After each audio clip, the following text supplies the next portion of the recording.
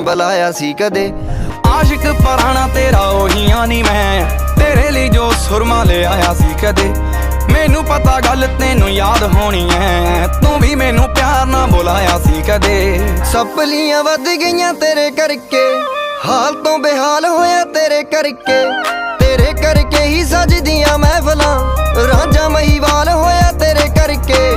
ਹੋ ਲੜਿਆਂ ਨੂੰ ਜਦੋਂ ਖਾਸੀ ਦੇਰ ਹੋ ਗਈ, ਲਾਇਬ੍ਰੇਰੀ ਵਿੱਚ ਸੀ ਮਾਈਕ ਲੱਗਿਆ।